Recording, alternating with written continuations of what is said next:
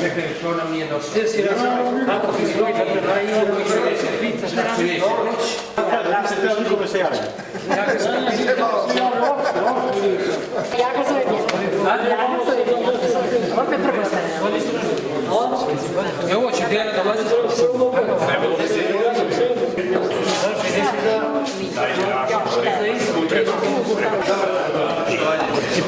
Dobro. Poštovanje.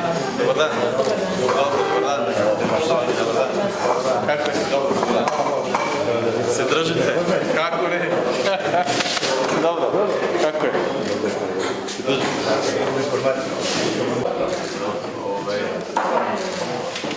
Ja sam hteo da vidimo kako stoji situacija.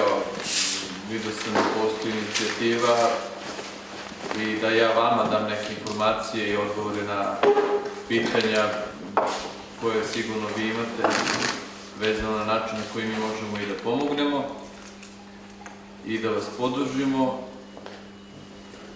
I ja želim da vidim koliko sa vaše strane postoji ta želja, neću da kažem želja, ali važna želja koja sigurno ima je upornost da se vratite svojim kućama i da tamo ostane. Ja neću da puno da pričam o ovom uvodnom delu, možete pojedinačno, može neko kao predstavnik, kako god, da te informacije koje imate podelite i da vidimo, da postavite pitanja, ja ću da vam odgovorim na svako, sasvim iskreno i sasvim direktno, da znate. Kad kaže da ispunite papire, kolektivni povratak, prvo je bilo,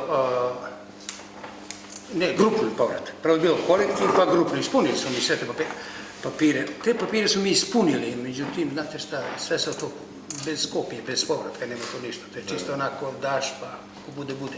Izvinisan, pa smo voljni, znači da nas prihvatite, da nam pomognete, kogod možete, prvi da nas smestite, mada imamo čedinu kuću, one samo razvaljeni su prozori i vrati, patrno što skidali.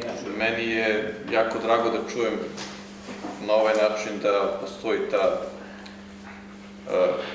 volja i upornost da se, ako treba i pod šatorima, za početak vratite. Međutim, ono što ja neću nikako da dozvolim jeste da bilo ko od vas ima bilo kakve probleme.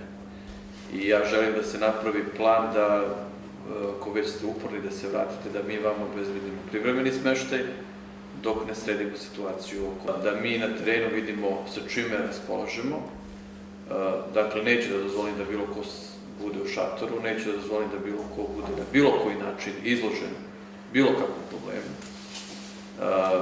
Ne želim da ostane mi toga, da ostane mi tih problema i onako ih imamo na različite načine svakodnevno. Od vas samo tražim da zaista budete uporni i istrajni i od Ministarstva zajednice i povratak, to vam ja garantujem, imat ćete svu potrebnu podršku i pomoći. Pa hvala gospodinu ministru i ostalim njegovim pomoćnicima što su došli da nam pomognu, pošto smo uporni povratnici da se vratimo na našem ognjištu. Da nam pomognu u stvari da nas smeste, da nam naprave krov nad glavom, da bi mogli da nastavimo život i da sačuvamo tu imovinu koju imamo na Kosovu i Metohiji. Do sada nismo imali nikakve posjete od institucija koje su nam obećavali da kontaktiramo, jedino ovaj prvi kontakt, pogotovo sa jednim uglednim ili važnim ministrom koji je isključivo veliki, čuo sam da je veliki borac za povratak Srba i raseljenih lica.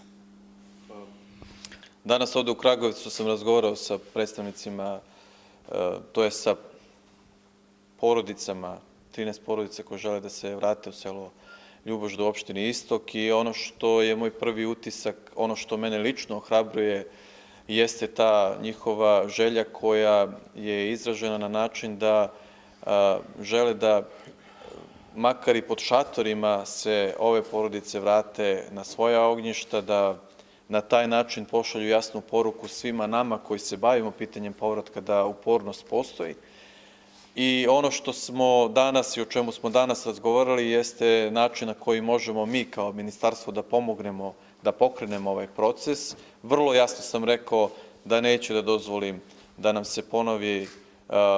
se ponavljaju neki problemi iz prošlosti kada je o povratku raseljenih na Kosovo reč. Radit ćemo na tome da ove ljude privremeno smestimo, da budu fizički, dakle, na Kosovu, da ih privremeno smestimo u blizini njihovog mesta, da umeđu vremenu radimo na obnovi i izgradnji njihovih kuća i na taj način ponovo u selu Ljubožde imamo naše sunarodnike, da ponovo imamo ove ljude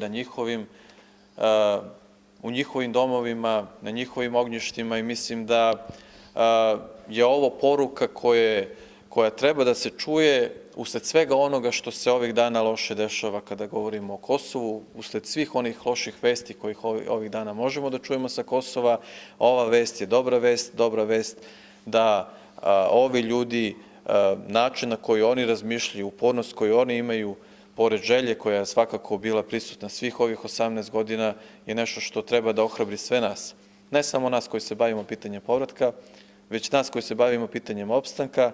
Znači, kao što sam rekao, bez opstanka nema ni povratka, ali sa druge strane ovi ljudi šalju jasnu poruku svima ostalima koji možda još uvijek razmišljaju. Neka su prošli 18 godina. Moramo da budemo uporni. Ovi ljudi su danas meni rekli da nisu prodali svoje imanja i to je vrlo jasna poruka. I ono što mi često govorimo, nemojte da prodajete svoje imanja, jer evo nikad se ne zna, prodato imanje je prodata šansa da nas bude više. Nemojte da prodajete imanja, bit će nas više u budućnosti na Kosovu. Možda će biti, radimo na tome da bude bolja situacija i zato želim još jednom da se njima zahvalim i na hrabrosti na kraju krajeva, na upornosti kao što sam već rekao, a od strane Ministarstva zajednice i povratak ćemo zajednički sa njima raditi i pomoći da se to dogodi u što kraćem roku i na taj način zdravlje od Boga kada je slava proslavimo Svete Trojice u Ljuboždu, ako da Bog.